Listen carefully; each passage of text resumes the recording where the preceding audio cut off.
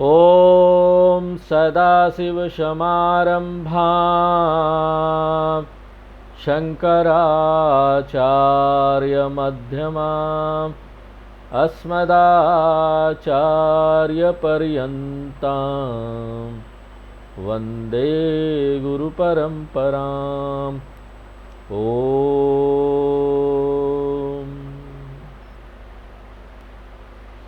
आज मैं आपको अगले उपनिषद का सामान्य परिचय दूंगा। अगला उपनिषद यानी केन उपनिषद। पिछले उपनिषद मुंडक उपनिषद का परिचय देते समय हमने बताया था कि हमारे मूल शास्त्र वेदों के रूप में जाने जाते हैं। वेद शब्द का शाब्दिक अर्थ है ज्ञान का स्रोत या ज्ञान का साधन। यह संस्कृत के मूल शब्द यानी धातु विद से बना है। विदन्ति अनेन इति वेदः, वह जिसके माध्यम से लोग ज्ञान प्राप्त करते हैं। ऐसा साधन या ज्ञान के स्रोत को वेद कहते हैं। और यह किससे संबंधित है? ये सभी मानवीय लक्ष्यों की पूर्ति से संबंधित है। अतः विदन्ति चतुर पुरुषार्थ तत्प्राप्ति ही उपायंश्च अनेन इति वेदः, वह जिसके माध्यम से एक व्यक्ति 4 प्रकार के मानवीय लक्ष्यों यानी पुरुषार्थों को यानी धर्म अर्थ काम और मोक्ष के बारे में जानता है और साथ ही उन 4 पुरुषार्थों को पूरा करने के साधनों के बारे में भी जानता है। ज्ञान का ऐसा साधन ही वेद है। और इस वेद को एक अन्य नाम से भी जाना जाता है और वो है श्रुति। यह भगवान द्वारा स्वयं प्रेषित है या फिर दिया गया है। इस प्रकार भगवान को वैदिक ज्ञान का स्रोत माना जाता है और ऋषियों ने माध्यम का काम किया जिसके माध्यम से हमें यह ज्ञान प्राप्त हुआ।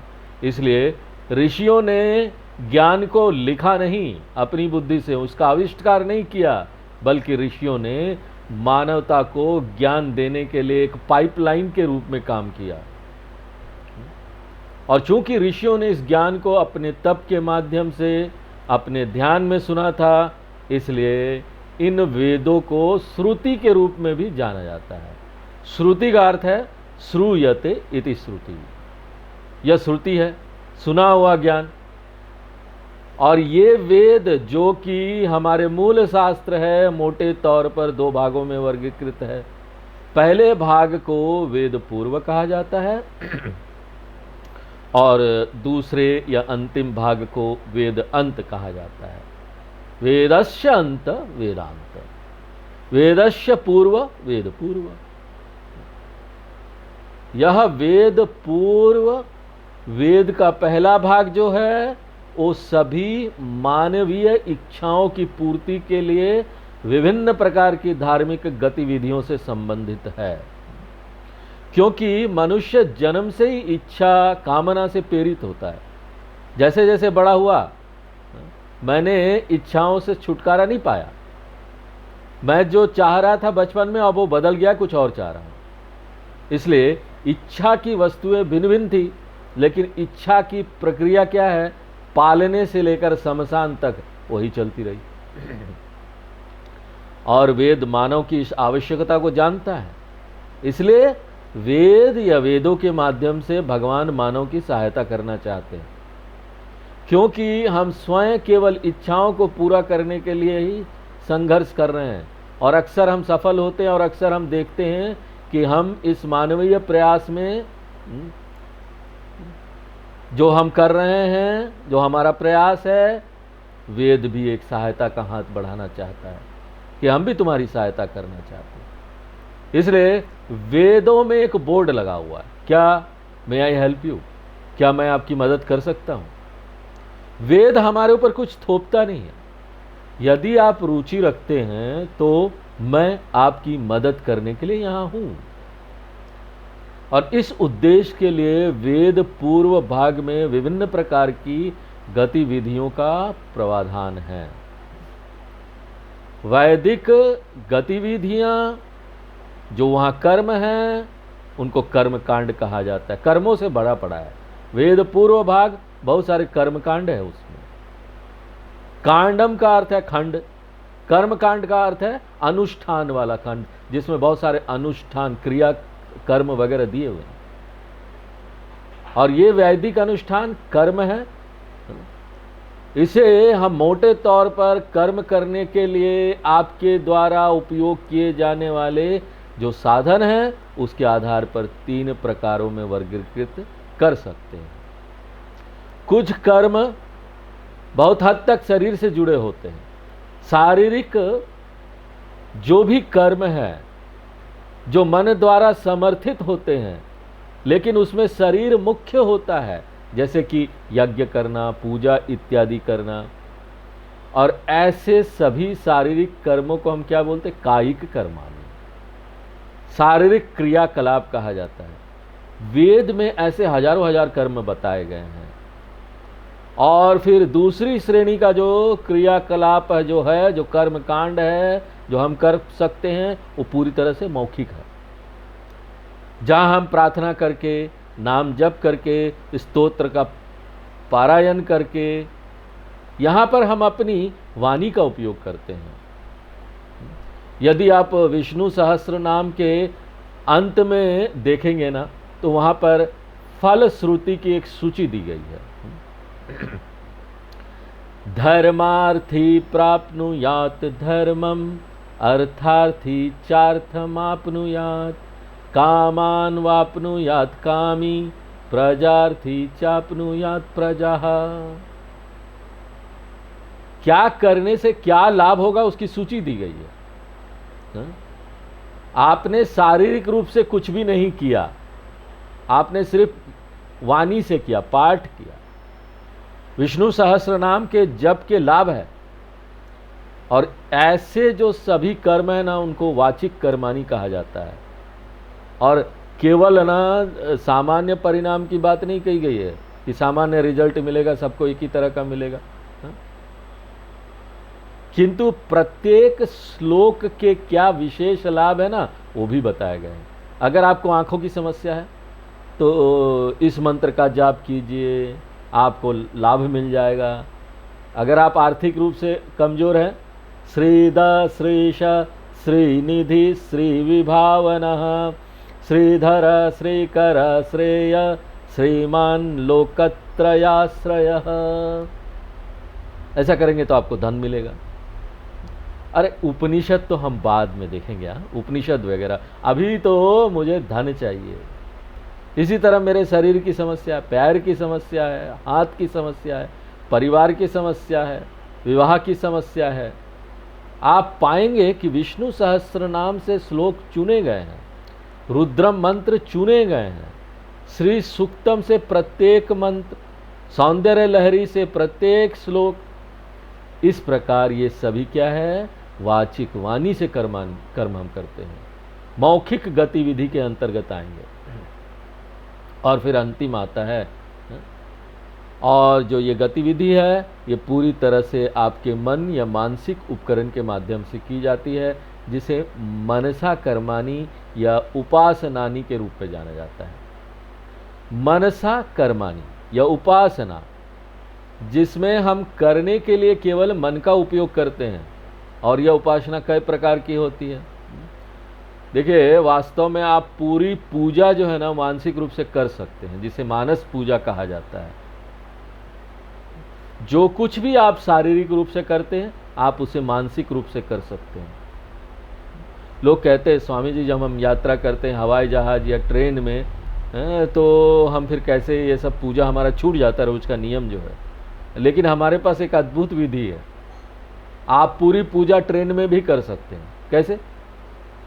बाथरूम में जाकर अपना हाथ, पैर और चेहरा धोएं, थोड़ा विभूति लगाएं, अपनी आंखें बंद करें। आप घर पर जो भी पूजा करते हैं, आप उसे पूरी तरह से मानसिक रूप से भी कर सकते हैं। और ये किसके अंतर्गत आएगा? मनसा कर्म। तो क्या ये प्रभावशाली होगा? ये अपना काम करेगा क्या? अगर हम ऐसा करेंगे तो हम तो मन से कर रहे हैं। ऐसा कुछ किया नहीं, ना ही द्रव्य लिया, ना ही कुछ पूजा किया, तो शास्त्र कहते हैं कि यह शारीरिक पूजा से अधिक प्रभावकारी है। और इसी तरह जो भी जप, संपूर्ण संध्या वंदनम जो है उसको भी मानसिक रूप से किया जा सकता है। केवल पूजा ही मानसिक रूप से नहीं की जा सकती, यहाँ तक कि जब आप मानसिक रूप से जप करते हैं तो वो भी उपासना के अंतर्गत आता है। तो मनसा पूजा उपासना के अंतर्गत आती है, मनसा परायण उपासना के अंतर्गत आता है, मनसा जप उपासना के अंतर्गत आता है। आप जो भी मानसिक रूप से करते हैं वो मनसा कर्म के अंतर्गत आता है। और इन सभी चीजों के अलावा देवता का दृश्य, उनका ध्यान करना, क्षीरोदन्वत प्रदेशे शुचिमणि विलसत सक्त मोक्ष का नाम, भगवान का इसमें वर्णन किया गया उन कैसे हैं। आप मानसिक रूप से भगवान का आह्वान करें, भगवान का ध्यान करें, उनके रूप को देखें, यह भी एक मानस कर्म है, जिसके लिए शास्त्र बताते हैं कि जिस देवता की जैसी प्रकृति या लाभ या विशेषता जो भी हो वो आपको प्राप्त होगा। यथा यथा उपासते तदेव भवति। तो अगर कोई सुंदरता वाली भाव के साथ देवता का ध्यान करता है तो वह व्यक्ति भी सुंदर हो जाएगा, उसको सुंदर रूप प्राप्त होगा। तो यहां पर अगर किसी को मिस यूनिवर्स बनना है, मिस इंडिया बनना है, तो उसको क्या करना चाहिए? त्रिपुर सुंदरी की उपासना करना चाहिए, आप भी सुंदर बन जाएंगे। यदि आप धन चाहते हैं तो बहुत सारे धन के लिए लक्ष्मी देवी की उपासना करें, उनका ध्यान करें। यदि आप ज्ञान चाहते हैं तो ज्ञान के लिए निश्चित रूप से सरस्वती देवी है। इसलिए जब आप किसी भी गुण को प्राप्त करने के लिए किसी देवता का ध्यान करते हैं तो आप ना उसी विशेष भाव का ध्यान करिए, आपको वो लाभ भी मिलेगा। तो इस प्रकार ये 3 प्रकार से हम कर्म करते हैं। कायिक शारीरिक रूप से करते हैं, वाचिक वाणी से करते हैं, मनसा कर्माणि मन से करते हैं। और इन 3 प्रकार के कर्मों के लिए शास्त्रों ने 3 प्रकार के फल का भी प्रावधान किया है, वादा किया है, प्रॉमिस किया है कि आपको 3 प्रकार के फल मिलेंगे। आपकी इच्छा के आधार पर वे 3 प्रकार के फलम का वादा करते हैं। और सभी मनुष्य इन 3 में से केवल एक की ही इच्छा करते हैं। वो क्या है? वो है मेरे शरीर में सुधार हो जाए। बहुत सी इच्छाओं को व्यक्ति के अपने शरीर के सुधार के रूप में वर्गीकृत किया जा सकता है। जब मैं शरीर कहता हूं तो इसमें केवल भौतिक शरीर ही नहीं, सभी इंद्रियां, मन, बुद्धि आदि शामिल है। तो या तो मैं शरीर की क्षमता में सुधार करना चाहता हूं, या अगर किसी अंग में बीमारी है तो मैं उससे छुटकारा पाना चाहता हूं। इसलिए लोग अनुष्ठान और कर्मकांड करते हैं। तो आप जिसे अनवांटेड प्रॉब्लम कहते हैं, अवांछित समस्या कहते हैं, उसे सुधारने या उससे छुटकारा पाने के लिए कई तरह की प्रार्थनाएं करते हैं। ये सभी प्रार्थनाएं हमारी सहायता भी करते हैं। और ये सभी उपाधि के अंतर्गत आते हैं। उपाधि का अर्थ है उपकरण, जिस उपकरण से हम कर रहे हैं। बहुत से वादकों को उपाधि के सुधार के अंतर्गत वर्गीकृत किया जा सकता है, क्योंकि मनुष्य जानता है कि आनंद के लिए स्वस्थ शरीर और मन की आवश्यकता होती है। कल्पना कीजिए कि टेलीविजन पर या सीधे तौर पर कोई अद्भुत संगीत का कार्यक्रम चल रहा है और बात सिर्फ इतनी है कि मैं बहरा हूं, सुन ही नहीं सकता, तो आनंद का सवाल कहाँ है? मुझे कहाँ आनंद मिलेगा उस संगीत के कार्यक्रम से? दुनिया का सबसे अच्छा संगीतकार भी आपकी सहायता नहीं कर सकता। सरस्वती देवी भी आकर वीणा बजा लेना, तब भी हमको मजा नहीं आएगा, क्योंकि हम बहरे हैं। इसलिए आनंद लेने के लिए मनुष्य क्या चाहता है? स्वस्थ शरीर चाहता है, मन चाहता है। तो यहां भी जब आप इसको सुनने के लिए बैठे हैं तो कम से कम 1 घंटे तक आपका शरीर और मन विचलित नहीं होना चाहिए। मान लीजिए आधे घंटे के बाद आपका घुटना आपका ध्यान खींचने लगे तो क्लास चले गई ना, अब कोई क्लास नहीं हो रहा। आपका ध्यान घुटने पर है या मन में कुछ गड़बड़ी है, आते समय या जाते समय, कहीं आप आ रहे हैं, कहीं आप जा रहे हैं, और वो भी क्लास से पहले, तो ऑटो रिक्शा वाला या किसी दूसरे के साथ कोई झगड़ा हो गया रास्ते में, आपके कार से कोई कार आगे निकल गई, तो कुछ लोग ना सड़क के अनुशासन को लेकर बहुत ज़्यादा ना सीरियस रहते हैं और वो बहुत पागल भी हो सकते हैं। और जब ऐसा झगड़ा उगड़ा हो रास्ते में तो मन में वही सब चलता रहेगा और क्लास छूट जाएगा। इसलिए आनंद लेने के लिए आपको एक शांत शरीर, मन वाला और इंद्रिय वाला एक बॉडी की आवश्यकता होती है, कॉम्प्लेक्स की आवश्यकता होती है।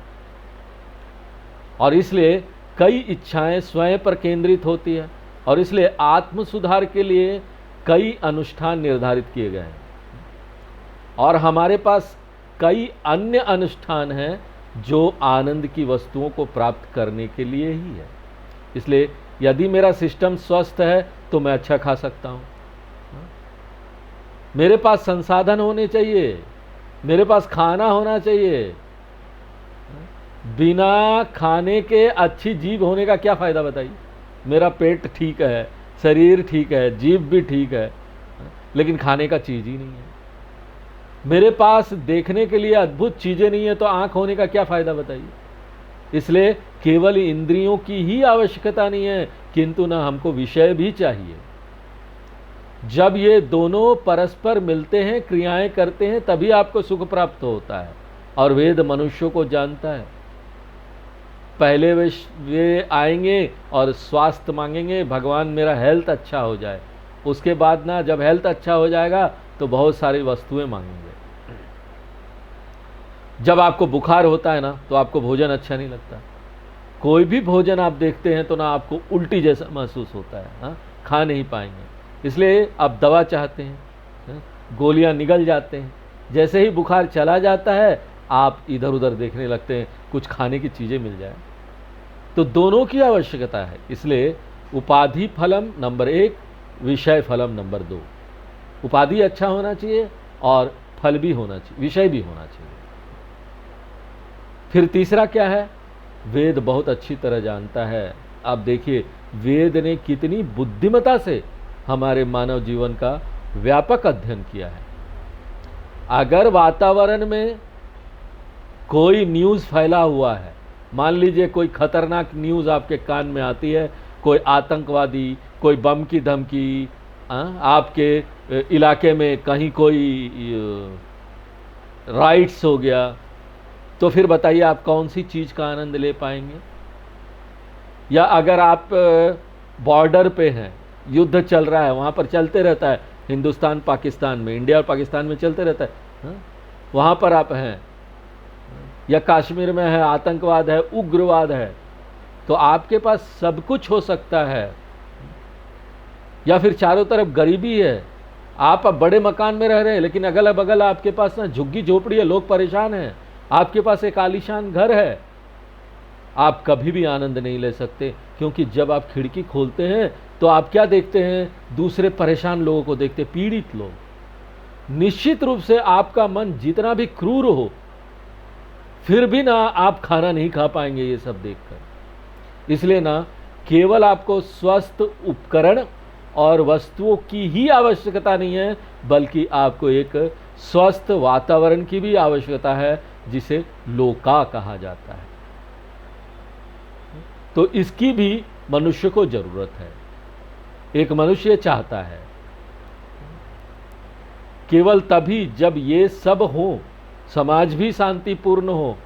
समाज में झगड़ा उगड़ा चलता रहेगा, कई देशों में आप जाइए, सीरिया वगैरह में युद्ध चल ही रहा है, तो वो लोग ये सब बैठ के पढ़ने का, कोई वैज्ञानिक खोज करने का ये सब नहीं सोच सकते। शांति नहीं है वहाँ, उनको आनंद नहीं मिलेगा, वो मज़ा नहीं ले सकते। वो तो सोचेंगे कैसे बच जाए, आज का दिन निकल गया, कल भी जिंदा है कि नहीं।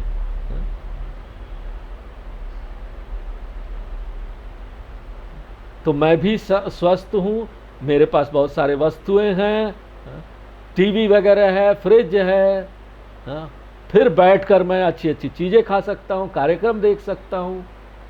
इस प्रकार त्रिविधम कर्म फलम, 3 प्रकार के कर्म शारीरिक, वाचिक और मानसिक है।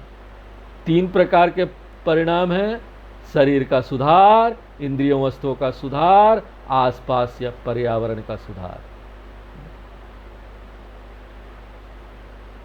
इन सभी की चर्चा कहाँ की गई है? वेद पूर्व भाग में। और वेद कहता है कि कोई भी व्यक्ति कुछ भी चाहता हो, उसे उसके अनुसार कर्म करना चाहिए। हमको जो चीज़ चाहिए हम उसके अनुसार कर्म करेंगे। तो क्या आपको पशु चाहिए? हा? पशु का मतलब, अगर वेद पशु की बात करते ना, तो उस समय पशु धन होता था। तो हमको धन चाहिए, धन आदि चाहिए। क्या आपको वर्षा चाहिए ताकि आपकी फसल अच्छी हो? तो ये कीजिए। क्या आपको हेल्थ अच्छा चाहिए, स्वस्थ चाहिए? तो इस तरह का कर्म करें। क्या आपको शाइनिंग स्किन चाहिए, चमकती त्वचा, सुंदर त्वचा? त्वचा को कैसे चमकाया जाए, वेद में इसके बारे में भी बताया गया। इसके लिए अनुष्ठान है, वो अनुष्ठान करें। आपको प्रसिद्धि चाहिए, मान सम्मान चाहिए, तो उसके लिए अनुष्ठान है, वो करें। आप जो भी चाहते हैं उसके लिए अनुष्ठान है। और क्या आपको बच्चे चाहिए? अगर बच्चे चाहिए तो पुत्र कामेष्टि यज्ञ करें। आप किस तरह के बच्चे चाहते हैं, उसके लिए भी है। इंटेलिजेंट, बुद्धिमान होना चाहिए, गोरा होना चाहिए, तो ये सारी चीज़ें, तो ये वेद पूर्व है जो ये सभी परिणाम देता है। और आम तौर पर ना लोग इन सभी में रुचि रखते हैं।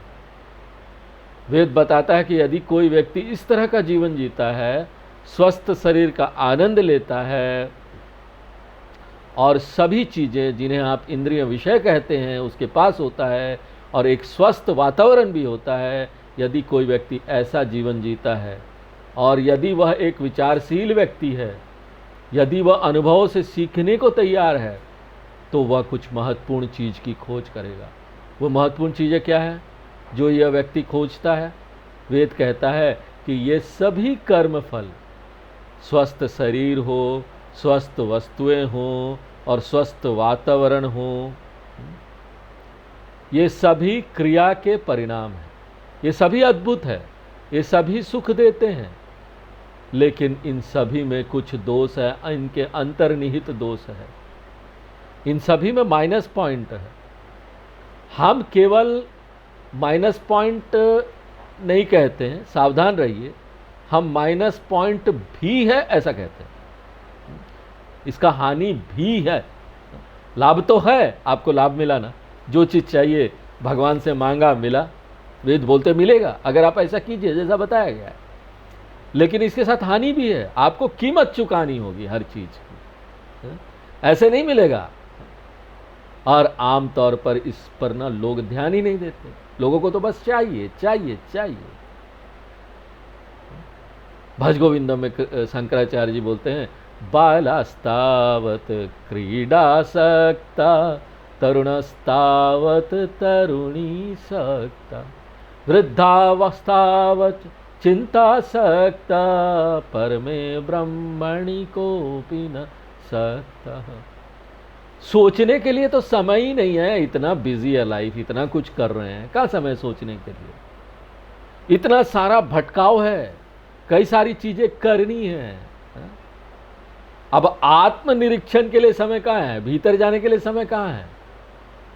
लेकिन कुछ लोग ऐसे होते हैं, जैसा कि हमने मुंडकोपनिषद में देखा, वहां पर एक मंत्र आता है ना, परीक्ष लोकान कर्म चितान ब्राह्मण। ब्राह्मण का अर्थ होता है सुसंस्कृत विचार वाला व्यक्ति, जो सतर्क जीवन जीता है, ऐसा व्यक्ति। ऐसे लोगों की संख्या ना गिने चुने होंगे, कुछ एक गिनती में होंगे। इसलिए देखिए, उपनिषद में बहुत कम लोग आ पाते हैं जिन्होंने इस तरह का जीवन जी लिया, इन तीनों चीज़ों को ना परीक्षण करके देख लिया है, अच्छा मजा लेके देख लिया है। कृष्ण भगवान यही बात गीता में बोलते हैं 7वें अध्याय के 3 श्लोक में, मनुष्यानाम सहस्रेषु कश्चिद यतति सिद्धये।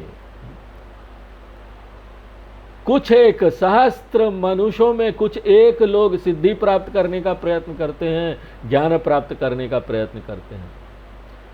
बताइए, गीता उपनिषद की कक्षाओं के लिए कितने लोग आते हैं? तो वे दुर्लभ लोग, बड़े गिने चुने हीरे लोग ना इन सब चीजों में दोष देख लेते हैं। दुनिया की ये सारी जो चीजें हैं ना, जो हमको प्राप्त हुआ है, उसमें दोष देख लेते हैं। जो कर्म फल है, कर्म करके जो हमको फल मिलता है, उसमें क्या दोष है? और वो दोष क्या है? इन सभी कर्म फल में 3 प्रकार के दोष हैं।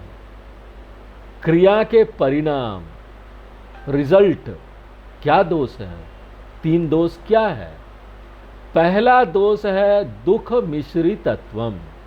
मिश्रितम यानी मिश्रित है, मिला हुआ है। और हम ऐसा क्यों कहते हैं कि इन सभी में दर्द पीड़ा सम्मिलित है? क्योंकि इन सभी परिणामों को प्राप्त करने के लिए व्यक्ति को संघर्ष करना पड़ता है। कुछ भी आसानी से नहीं मिलता, व्यक्ति को संघर्ष करना पड़ता है। जिसका अर्थ है आपको योजना बनाना पड़ेगा, प्लानिंग करना पड़ेगा अगर कोई चीज़ चाहिए तो। तनाव और सफलता के लिए चिंता ही चिंता रहेगा। जब तक कर्म करते रहेंगे चिंता रहेगा। अन्यथा क्या होता है, यहाँ पर कोई खेल होता है, एक रन करना है। क्रिकेट में बहुत ये सब देखने को मिलता है। 1 रन नहीं मिला तो हार जाओगे, कितना टेंशन होता है। इसलिए अर्जने दुखम, कमाने के लिए कितना दुख है। कोई भी चीज प्राप्त करने के लिए जाइए ना, यहाँ पर लोग हैं घर बनाने के लिए अपना जीवन होम कर देते हैं पैसा जमा करने के लिए। एक घर बनाना है, नौकरी करते हैं, रात रात को 9 बजे घर लाते हैं। क्यों? स्वामी जी 3-4 घंटा ओवर टाइम हो जाएगा, कुछ पैसे मिल जाएंगे, कुछ पैसे जमा हो जाएगा तो एक घर बन जाएगा। तो कुछ भी चीज प्राप्त करने के लिए व्यक्ति को भारी कीमत चुकानी पड़ती है। और जितना अधिक आनंद किसी चीज में होगा ना, उतने ही अधिक कंपटीशन भी है, प्रतिस्पर्धा भी उतनी ही अधिक होगी। एक ऐसा समय था ना, हर कोई व्यक्ति बैंक की नौकरी चाहता था। बैंक पीओ, जिसको देखो बैंक पीओ के पीछे भाग रहा है। क्यों? काम ज्यादा नहीं और पैसे अधिक। काम कुछ नहीं था उस समय, इसलिए लोग भागते थे। बहुत लोग थे बैंकों में, लोग ज्यादा थे, काम कम था और पैसे बहुत आराम से मिलते थे। सिक्योरिटी भी थी, जॉब सिक्योरिटी। लेकिन आज ऐसा नहीं है। आज बैंक का मैनेजर बन जाइए टेंशन ही टेंशन है। कोई भी बैंक का मैनेजर रात को 8-9 बजे से पहले छूटता ही नहीं कुछ समय पहले बहुत सारे लोग इंजीनियरिंग करना चाहते थे, आज इतने सारे इंजीनियरिंग के इंस्टीट्यूट हो गए हैं, प्लेसमेंट ही नहीं होता, नौकरी ही नहीं मिलती। और बीटेक करने के बाद नौकरी भी मिलती है ना 10-15 हज़ार वाली नौकरी, और उसके बाद ना सुबह से रात 9 बजे तक दौड़ते रहो काम के लिए। एक समय था हर कोई सीए करना चाहता था, एक समय था हर कोई सॉफ्टवेयर इंजीनियर बनना चाहता था। आर्टिफिशियल इंटेलिजेंस अब आ गया है, अब हर कोई उसमें जाना चाहता है।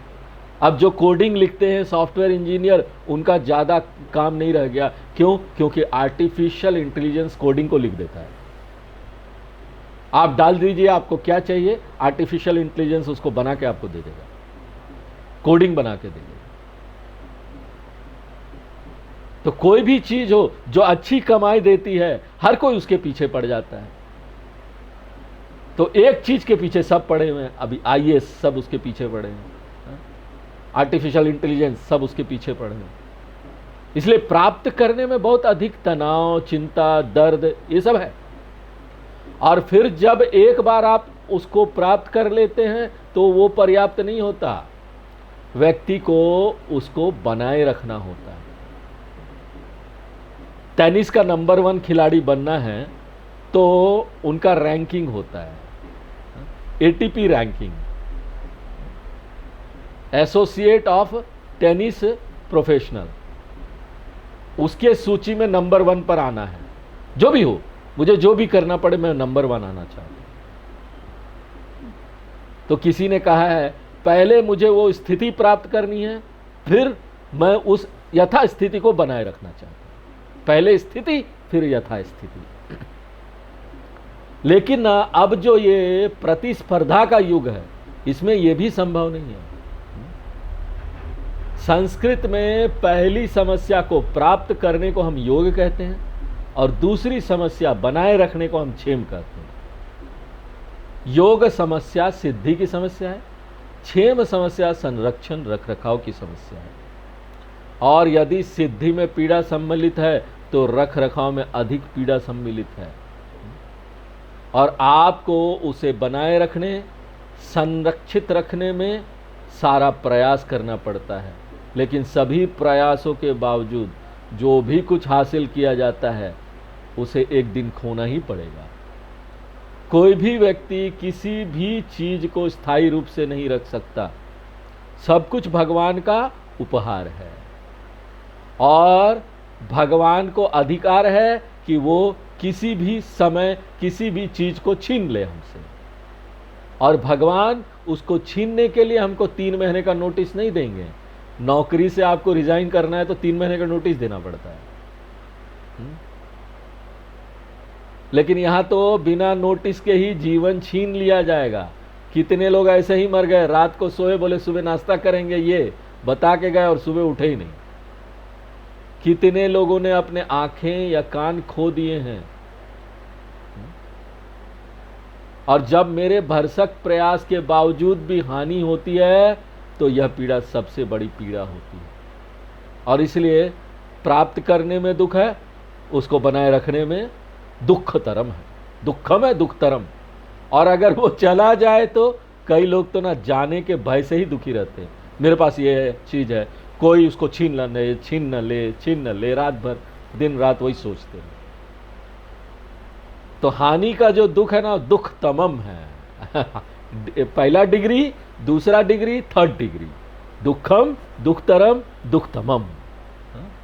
तो पहला दोष क्या है? इन सब चीजों का जो कर्म से हमें प्राप्त होता है, इन सब में दुख मिला हुआ है, दुख मिश्रित तत्वम है। फिर दूसरा दोष क्या है? अतृप्तिकरत्वम। हम अपने कर्मों के माध्यम से जो कुछ भी प्राप्त करते हैं वो सीमित होने वाला है। क्योंकि नियम क्या है कि जैसा कर्म होगा वैसा ही परिणाम होगा। न्यूटन का तीसरा नियम भी यही कहता है कि हर क्रिया के लिए सामान्य प्रतिक्रिया होती है। Every action has a equal and opposite reaction. और हम जानते हैं कि सभी क्रियाएं प्रकृति में सीमित है। अगर आपको याद हो तो हमने मुंडक उपनिषद में इस पर चर्चा की थी।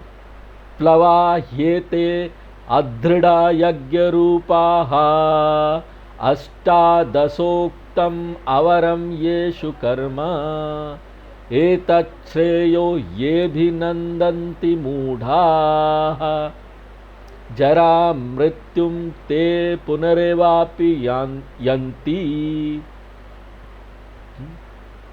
पहले मुंडक के दूसरे खंड का 7वां मंत्र। तो मैंने इस मंत्र में बताया कि कार्य में सम्मिलित सभी सहायक उपकरण क्या है? सीमित है, लिमिटेड है। आप जो भी साधन उपयोग करते हैं वो सीमित है। काम करने वाले जो लोग हैं वो सीमित है। काम करने की जगह सीमित है, काम करने की अवधि सीमित है। तो जब वे सभी प्रकृति में सीमित है तो परिणाम अनंत कैसे हो सकता है? सभी चीज जब लिमिटेड है तो अनलिमिटेड आनंद कैसे आप प्राप्त कर सकते हैं? यह तो इलॉजिकल है ना, अतार्किक है। और सीमित कार्य से अनंत परिणाम की उम्मीद करना मूर्खता है। इसलिए कोई भी कर्मफल अपूर्ण होने वाला है। कुछ भी करके कुछ भी प्राप्त कीजिए, और कोई भी ना सीमित रहकर खुश नहीं होने वाला है। हम देखिए खाना खाते हैं ना, एक समय आता कुछ खाने का मन, पेट भर गया तो कुछ खाने का मन नहीं करता, नहीं तो उल्टी हो जाए। लेकिन हमको मन में तो यही लगता ना, ये सीमा नहीं होती, मैं जितना चाहे खा सकता तो कितना मजा आता। कोई प्रॉब्लम ही नहीं होता, पेट में दर्द ही नहीं होती, खाए जाओ, मजा लिए जाओ, जितना खाना खाओ। तो जब तक मैं सीमित हूं, मेरा मन हमेशा अगली उच्च संभावना की तलाश करेगा। जब तक मुझे एक घर नहीं मिला था, मैं उसके लिए तरस रहा था, एक घर हो जाए, एक घर। एक बार जब मुझे एक घर मिल गया तो मेरा अगला उद्देश्य क्या हो जाता, अरे एक घर तो हो गया, अब कोई फार्म हाउस होना चाहिए। लखनऊ के बाहर फार्म हाउस ढूंढने लगते हैं, आउट हाउस कोई बना ले, हैं? कभी कभी वीकेंड में चला जाएंगे, सैटरडे संडे चलो घूमने चला गया, आउट हाउस। यहाँ लखनऊ के बाहर नहीं बना सकते तो देहरादून में बना लिया, नैनीताल में समर कॉटेज बना लिया। इसी तरह अगर मेरे पास एक कार हो गया तो हम सोचते अरे पूरे परिवार के पास एक ही कार है, पति के पास अलग कार होना चाहिए, पत्नी के पास अलग होना चाहिए, बेटे के पास अलग होना चाहिए, इसलिए कारों का भंडार हो गया। तो आपके पास किसी भी संख्या में कोई भी वस्तु हो, आप अगली उच्च संभावना के बारे में सोचते हैं, मुझे और चाहिए। भले बाकी आपके अगल बगल पड़ोस के लोग ईर्ष्या करेंगे, अरे देखो इसके पास 2-2 कारें हैं, इतनी बड़ी टीवी है, लेकिन ना आपको हमेशा लगता है कि मेरे पास ना कम है, कोई तृप्ति संभव नहीं है इससे। 8 साल का बालक नचिकेता ही कठोपनिषद में बोलता है, न वित्तेन तर्पणीयो मनुष्यः। कोई भी मनुष्य किसी भी धनराशि से प्रसन्न संतुष्ट नहीं हो सकता, जितना भी हो जाए। इसलिए देखिए यहाँ पर ना 2000 करोड़ का घोटाला, इतना बड़ा बड़ा घोटाला होता है, वो सब बड़े बड़े लोग करते हैं, उनके पास पहले से बहुत पैसा था फिर भी घोटाला करते हैं। अब मुझे तो पता नहीं 2000 करोड़ में कितने शून्य होते, जीरो कितने होते, जीरो सोचो। लेकिन वो ऐसा घोटाला करते हैं, क्यों करते हैं? क्योंकि उनको तृप्ति नहीं है, सेटिस्फैक्शन नहीं है।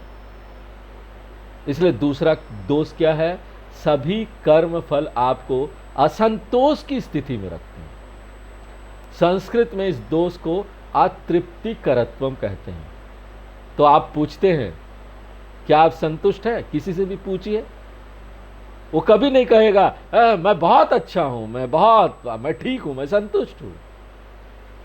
वो क्या कहेगा, बड़ा ना धीरे से बोलेगा चलेगा, सब ऐसे ही है, चल रहा है बस। अरे भैया चल क्या रहा है, बोलो तो तुम बहुत अच्छे हो। जो भगवान के साथ रहते हैं ना, ऐसे लोग जो आध्यात्म में आते हैं, हमेशा बोलेंगे हम बहुत अच्छे हैं। तो यह दूसरा दोष है। और सभी कर्म फलों का तीसरा और अंतिम दोष क्या है, बंधकत्वम। इन सभी कर्म फलों में आपको गुलाम बनाने की क्षमता है। आप नींद की गोली ले रहे हैं ना रात को सोने के लिए, एक दिन आएगा बिना नींद की गोली के सो ही नहीं सकेंगे। बहुत सारे लोग हैं यहाँ पर जो ना नींद की गोली लेते हैं, नियमित रूप से पानी पीने की तरह उन्हें गोली लेनी पड़ती है, तभी जाकर उनको नींद आता है। एक सिगरेट पीने वाला व्यक्ति कुछ समय बाद सिगरेट का गुलाम बन जाता है, एक शराबी शराब का गुलाम बन जाता है। इस प्रकार प्रत्येक वस्तु निर्भरता उत्पन्न करने में सक्षम है। और शास्त्र कहता है यदि मैं खुश रहने के लिए कर्म फल पर निर्भर करता हूँ तो इसका अर्थ है कि मैं खुश रहने के लिए इन सभी चीज़ों पर निर्भर हूँ। इसका अर्थ है मुझे ना बैसाखी की आवश्यकता है, केवल शारीरिक ही नहीं, खुश रहने के लिए मानसिक बैसाखी की भी आवश्यकता होती है।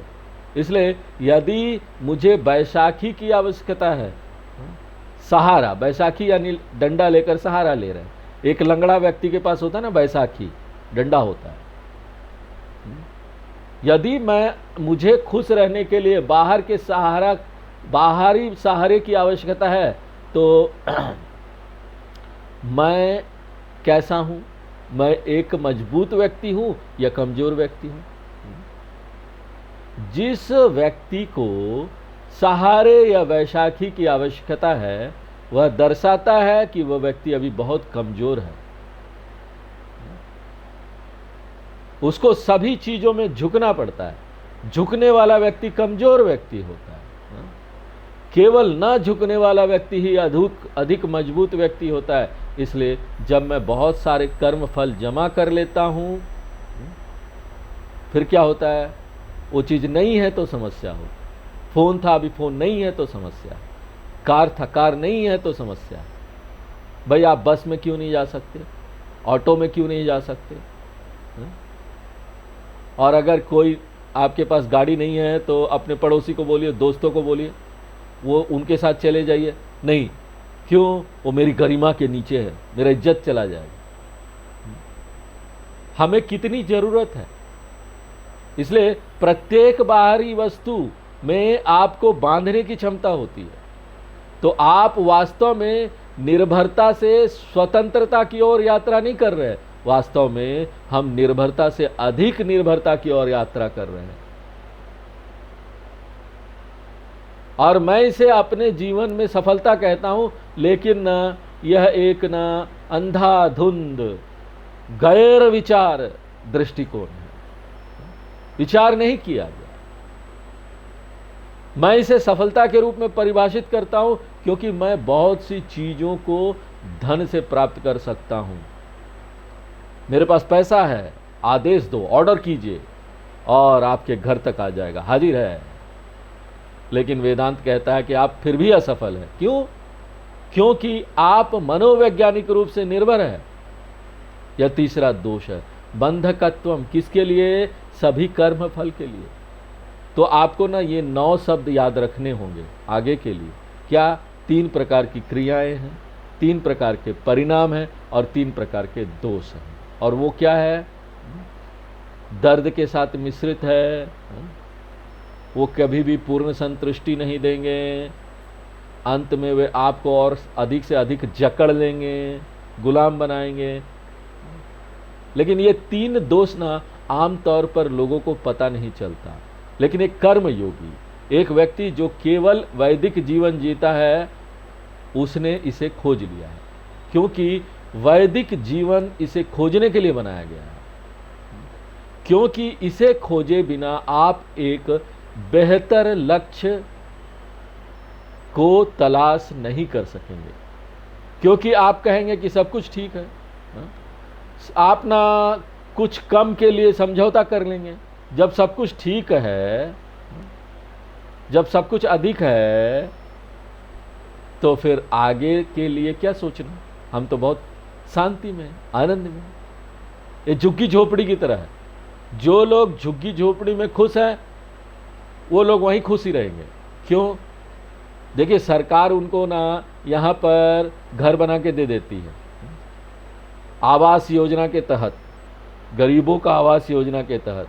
वो क्या करते हैं, क्योंकि वो घर बाहर है, अच्छा घर है, लेकिन उस घर को किराए पर दे देते हैं और वापस आकर झुग्गी झोपड़ी में रहने लगते हैं। क्यों? झुग्गी में रहने के कारण उनको आदत हो गई है। इसी तरह एक मूर्ख व्यक्ति जीवन में चलो कोई बात नहीं, ये ठीक है, समझौता कर लेता है।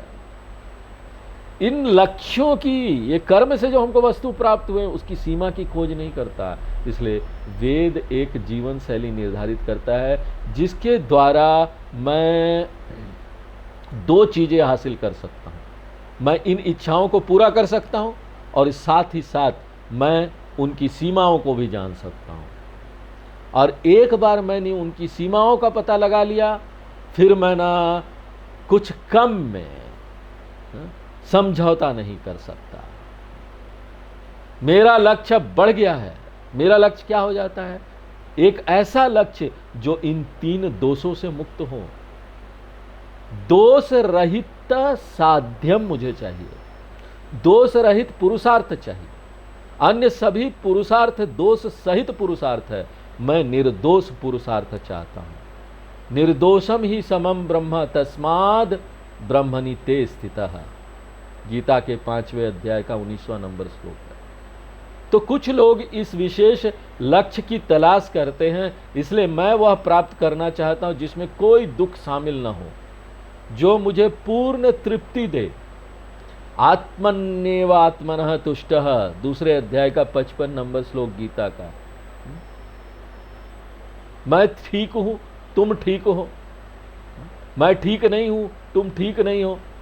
हमें एक ऐसी स्थिति में जाना है जब मैं भी ठीक हो जाऊं और पूरी दुनिया भी ठीक हो जाए। दुनिया को ठीक करना नहीं है, दुनिया जैसी है वैसी ही ठीक है, ये जान लेंगे हम। पूर्णमदः पूर्णमिदम्। और एक बार जब मैं इस अवस्था में आ गया हूं तो वेद पूर्व मेरे लिए कोई काम का नहीं रह जाता। क्यों? वेद पूर्व में तो केवल इन 3 चीजों के बारे में बताया गया, इन 3 लक्ष्यों के बारे में बताया गया है, और ये तीनों लक्ष्य सीमित है, मुझे संतुष्ट नहीं कर सकते। इसलिए मैं इस बात को अच्छी प्रकार से जान गया हूं, इसलिए ये तीनों लक्ष्य अब मुझे आकर्षित नहीं करते। ये तीनों लक्ष्य अब मुझे आकर्षित नहीं करते। जैसा कि अब मेरे लिए हो गया है कि मैं बड़ा हो गया हूं, गुब्बारे और खिलौने मुझे आकर्षित नहीं करते, वे आकर्षक नहीं है मेरे लिए।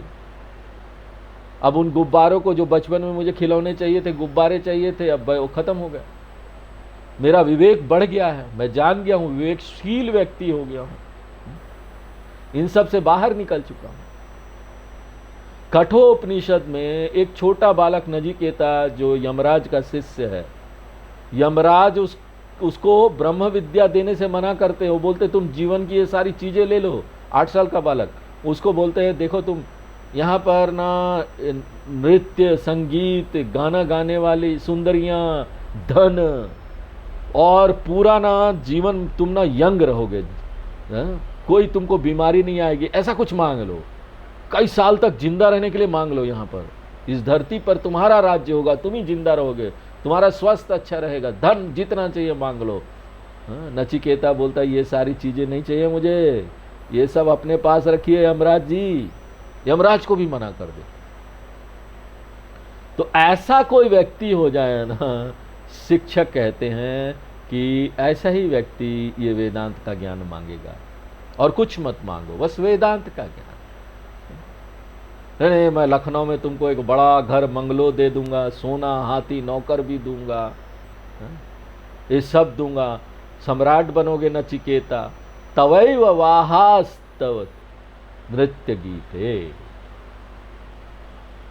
कठोपनिषद का मंत्र है, ये सब अद्भुत है, अपने पास रखिए। मुझे तो दोष रहित लक्ष्य में रुचि है। मेरे लिए अब वेद पूर्व, वेद का जो पहला भाग था वो किसी काम का नहीं रह गया।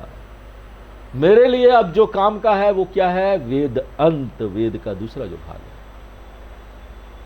तो यह वेद पूर्व से वेद अंत की ओर जा रहा है, पूर्व मीमांसा से उत्तर मीमांसा की ओर जा रहा है, अथातो धर्म जिज्ञासा से अथातो ब्रह्म जिज्ञासा की ओर जा रहा है। और जब ऐसा परिपक्व मैच्योर्ड व्यक्ति वेद अंत में आता है, वेदांत बताता है कि ऐसा एक लक्ष्य है जिसे पूरा करने पर व्यक्ति इन तीनों दोषों से मुक्त हो जाएगा। व्यक्ति को पूर्णत्वम, पूर्ण आनंद, पूर्ण तृप्ति मिल जाएगी, परमानेंट आनंद मिल जाएगा। अब हमारी ना स्वाभाविक जिज्ञासा ये होगी कि वो कौन सा पदार्थ या लक्ष्य है जो मुझे दोष रहित परिणाम देगा, वह क्या है? और उपनिषद उस लक्ष्य का परिचय देते हैं और उसे ब्रह्म कहते हैं। तो ब्रह्म ही वह लक्ष्य है जो इन तीनों दोषों से मुक्त है। तो नेचुरली मेरा अगला प्रश्न होगा कि उस ब्रह्म का स्वरूप क्या है, ताकि मैं उसका जो डिटेल है उसको प्राप्त कर सकूं। और मुझे जब डिटेल मिल जाएगा तो मैं जाकर उसको पकड़ लूंगा, कहाँ है ब्रह्म, किसी तरह जाऊंगा और उसको लेके आ जाऊंगा। मैं उस ब्रह्म को कहाँ से ढूंढूं? तो वेदांत उस अद्भुत ब्रह्म का विस्तृत वर्णन करने के बाद एक चौंकाने वाली जानकारी देता है। आप जानते हो जानकारी क्या है? तत्त्वमसि। वो ब्रह्म जिसे आप खोज रहे हैं, वो दोष मुक्त लक्ष्य जिसे आप खोज रहे हैं, वो आप स्वयं हैं। एक महिला ने एक सुंदर लेख लिखा, जो उसका एक छोटा बच्चा था और उस बच्चे के लिए वो एक आदर्श आया की तलाश कर रही थी। उसने अलग अलग, क्योंकि वो काम करने वाली महिला थी, उसको अपने बच्चे के लिए कोई आया चाहिए था, तो यहाँ पर क्रच क्या बोलते हैं अंग्रेजी में पता नहीं, यहाँ पर बने पड़े बड़े बड़े शहरों में हैं, वो छोटे बच्चों को रखते हैं। को काम करने वाली महिला है तो अपने बच्चों को वहाँ छोड़ कर जा सकती है। तो ऐसे कई जगहों पर वो गई कि उसको आदर्श आया मिल जाए। उसने पाया कि हर जगह कोई ना कोई समस्या है। यहाँ पर आया नहीं है, वहाँ पर बहुत सारे बच्चे रखे हुए हैं, किसी जगह पर वातावरण अच्छा नहीं है, किसी जगह पर सफाई नहीं है, ये नहीं है, वो नहीं है। तो उन सभी दोषों को उसने नोट कर लिया, ये सारे दोष हैं। उसके बाद वो 1 महीना तक अपना सिर खुजलाती रही, मैं अपने बच्चे को कहाँ रखूँ, सब जगह तो कोई ना कोई प्रॉब्लम है। उसने कहा मुझे एक आया चाहिए जो इन सभी दोषों से मुक्त हो, ये दोषों का लिस्ट बनाया, उससे मुक्त हो। और किसके पास ये सभी योग्यताएं होनी चाहिए, ये सभी पॉजिटिव सकारात्मक योग्यताएं होनी चाहिए। ये सब करने के बाद उसने पाया कि दुनिया में केवल एक ही व्यक्ति है जो इन सभी शर्तों को पूरा कर सकता है, और वो क्या है, वो कौन है? मैं खुद, बच्चे की माँ। बच्चे की माँ के अलावा बच्चे का देखभाल इतनी अच्छे तरीके से और कौन कर सकती? फिर उसने कहा अगले दिन मैंने अपनी नौकरी छोड़ दी और मैं अब कोई आया नहीं ढूंढ रही। देखिए, यह वेदांत के संदर्भ में भी एक सटीक अवलोकन है। तो जो वो खोज रही थी वो स्वयं थी। यह शीर्षक था उस लेख का। मुझे पता था कि मैं स्वयं को खोज रही थी, ये शीर्षक था। तो इसलिए शिक्षा क्या है? अहम ब्रह्म अस्मि।